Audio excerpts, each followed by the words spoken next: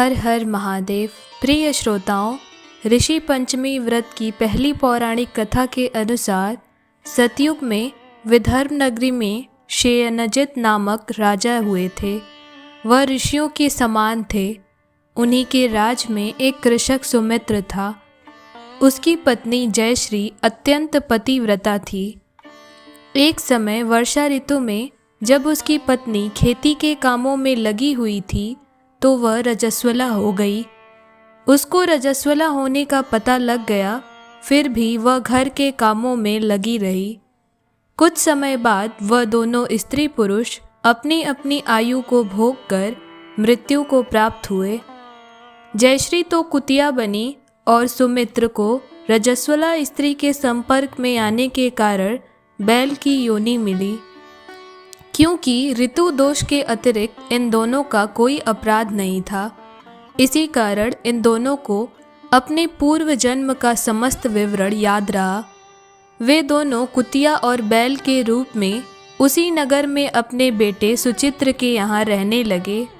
धर्मात्मा सुचित्र अपने अतिथियों का पूर्ण सत्कार करता था। अपने पिता के श्राद्ध के दिन उसने अपने घर ब्राह्मणों को भोजन के लिए नाना प्रकार के भोजन बनवाए। जब उसकी स्त्री किसी काम के लिए रसोई से बाहर गई हुई थी तो एक सर्प ने रसोई की खीर के बर्तन में विष वमन कर दिया। कुतिया के रूप में सुचित्र की माँ कुछ दूर से सब देख रही थी। पुत्र की बहू के आने पर उसने पुत्र को ब्रह्म हत्या के पाप से बचाने के लिए उस बर्तन में मुंह डाल दिया। सुचित्र की पत्नी चंद्रवती से कुतिया का यह कृत्य देखा न गया और उसने चूल्हे में से जलती लकड़ी निकालकर कुतिया को मारी। बेचारी कुतिया मार खाकर इधर उधर भागने लगी। चौके में जो जूठन आदि बची रहती थी वह सब सुचित्र की बहू उस कुतिया को डाल देती थी, लेकिन क्रोध के कारण उसने वह भी बाहर फिकवा दिया। सब खाने का सामान फिकवा कर बर्तन साफ करके दोबारा भोजन बनाकर ब्राह्मणों को खिलाया। रात्रि के समय भूख से व्याकुल होकर वह कुतिया बैल के रूप में रह रहे अपने पूर्व पति के पास आकर बोली, हे स्वामी, आज तो मैं भूख से मरी जा रही हूँ।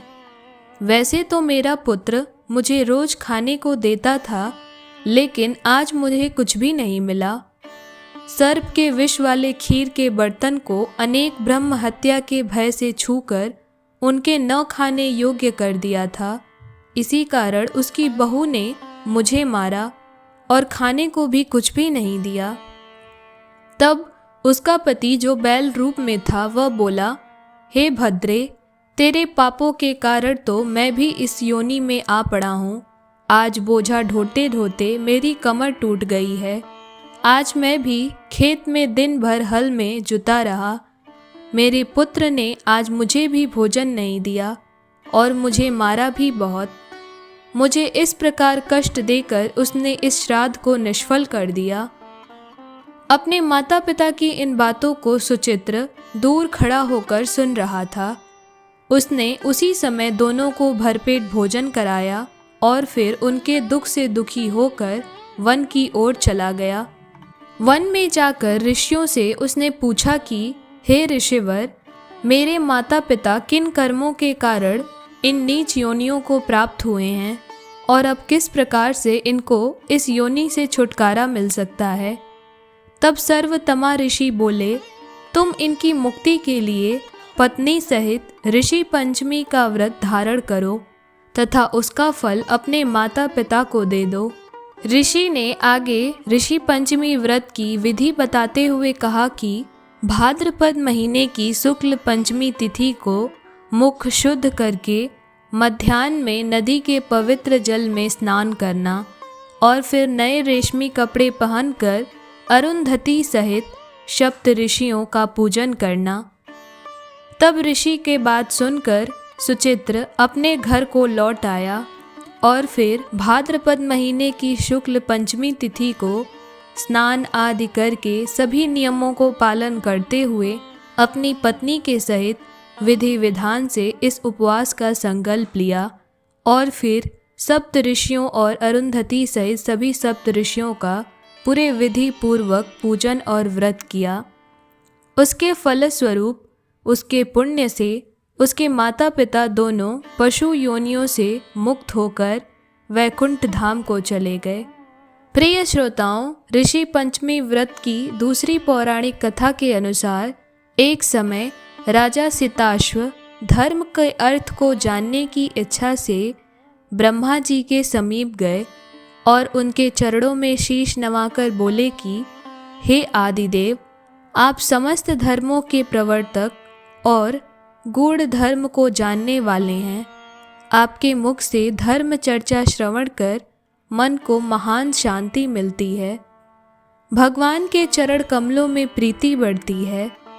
वैसे तो आपने मुझे कई प्रकार के व्रतों के विषयों में उपदेश, महात्म और महत्व बताए हैं, लेकिन अब मैं आपके मुखराविंद से उस श्रेष्ठ व्रत को सुनने की अभिलाषा रखता हूँ जिसके करने से प्राणी के समस्त पापों का नाश हो जाता है, हर प्रकार के पाप नष्ट हो जाते हैं और इस भव बंधन से छूट जाता है।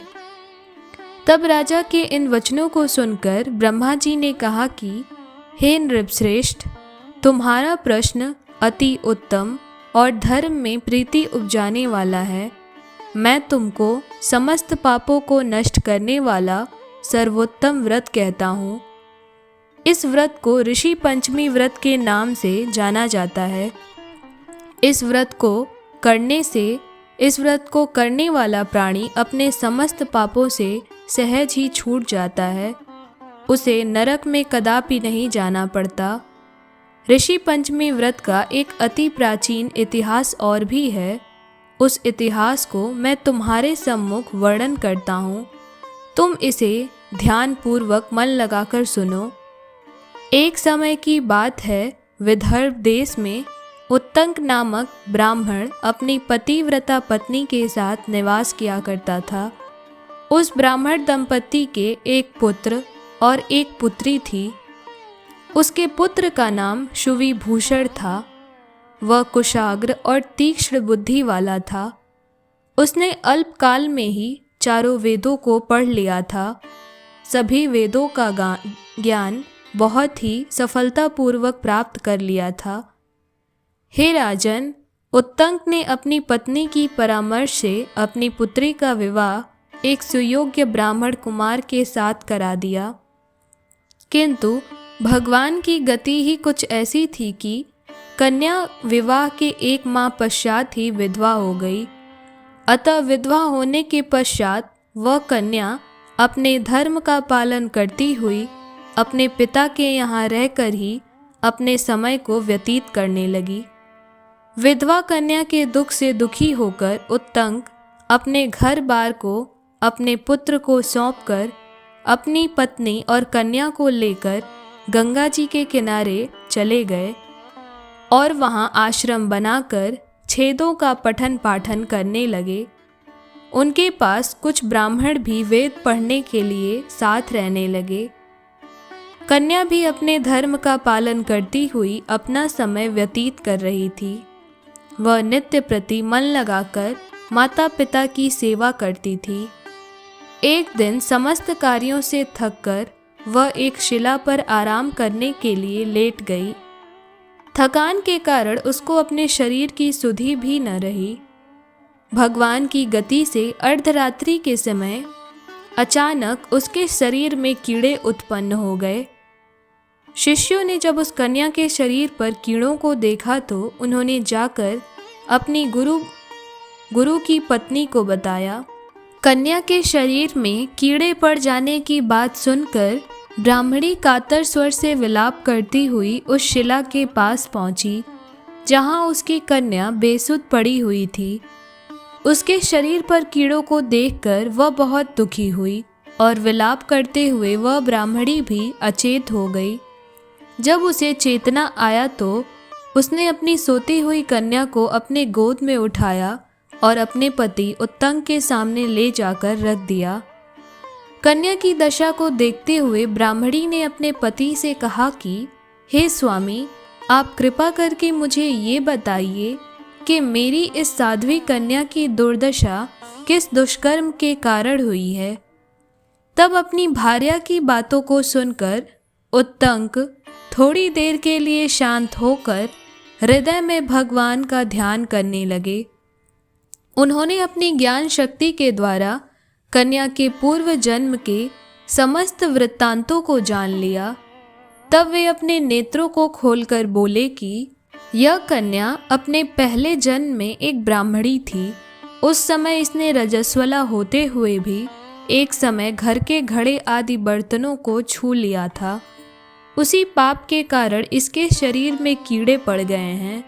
इसने शुद्ध होने के बाद अपनी सखियों के साथ ऋषि पंचमी व्रत को देखकर भी उसका आदर नहीं किया था। व्रत के दर्शन प्रभाव से तो इस जन्म में इसको उत्तम ब्राह्मण कुल तो प्राप्त हुआ, परंतु व्रत का तिरस्कार करने के कारण इसके शरीर में कीड़े पड़ गए हैं। मुनि के वचनों को सुनकर सुशीला बोली कि हे स्वामिन, जिस व्रत के दर्शन मात्र से आपके समान ब्रह्मोत्तेजमय उत्तम कुल में इसको जन्म प्राप्त हुआ और जिसका तिरस्कार करने से शरीर कीड़ों से भर गया, उस महान आश्चर्यजनक अद्वितीय व्रत को आप कृपा करके मुझे सुनाइए।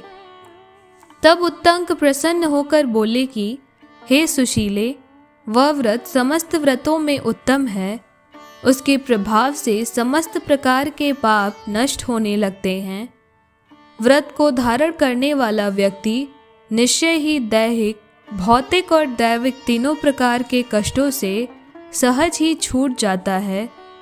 व्रत को धारण करके स्त्रियां सौभाग्य को प्राप्त करती हैं। इस व्रत को धारण करने वाला व्यक्ति निश्चय ही दैहिक, भौतिक और दैविक तीनों प्रकार के कष्टों से छूट जाता है। व्रत को धारण करके स्त्रियां सौभाग्य को प्राप्त करती हैं और उनसे जो भी त्रुटि रजस्वला मासिक धर्म के दौरान हुई रहती हैं, वे सभी पाप इस व्रत को करने से नष्ट हो जाते हैं। यह महान व्रत भादो मास के शुक्ल पक्ष में पंचमी को रखा जाता है। इस व्रत के प्रभाव से व्यक्ति अपने पूर्व जन्म का स्मरण कर रहता है। इसीलिए जो भी स्त्री इस व्रत को पूरे विधि विधान और श्रद्धा से करी तो उसके सभी पाप कट जाएंगे। प्रिय श्रोताओं, कोई भी व्रत तभी पूर्ण माना जाता है जब हम उस व्रत की कथा को श्रवण करें और कथा को सुनने के बाद उस व्रत की स्तुति करें। यानी कि ऋषि पंचमी व्रत के दिन सप्त ऋषियों की कथा सुनने के पश्चात सभी सप्त ऋषियों की स्तुति भी अवश्य करनी चाहिए। तो आइए सप्त ऋषियों की स्तुति करते हैं। श्री हरि हर गुण गणपति सबहु धरी ध्यान, मुनि मंडल श्रृंगार युक्त श्री गौतम करहु बखान। ओम जय गौतम त्राता, स्वामी जी गौतम त्राता, ऋषिवर पूज्य हमारे, ऋषिवर पूज्य हमारे, मुद मंगल दाता।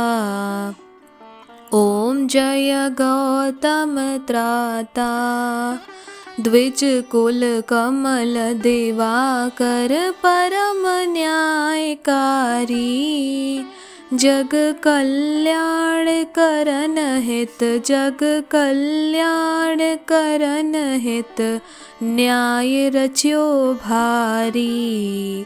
ओम जय गौतम त्राता, पिप्पलाद सुत शिष्य आपके सब दादर्श भये, वेद शास्त्र दर्शन में, वेद शास्त्र दर्शन में पूर्ण कुशल हुए।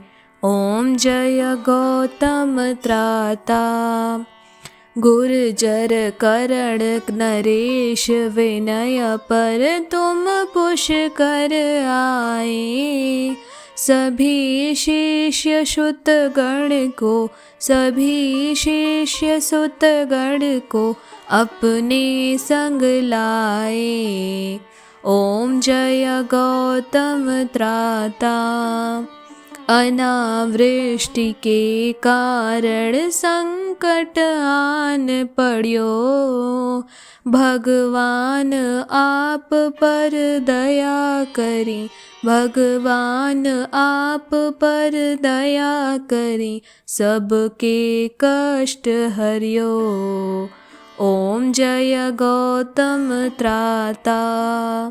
पुत्र प्राप्ति हेतु भूप के यज्ञ कियो, यज्ञ देव आशीष से, यज्ञ देव आशीष से सुत को जन्म भयो।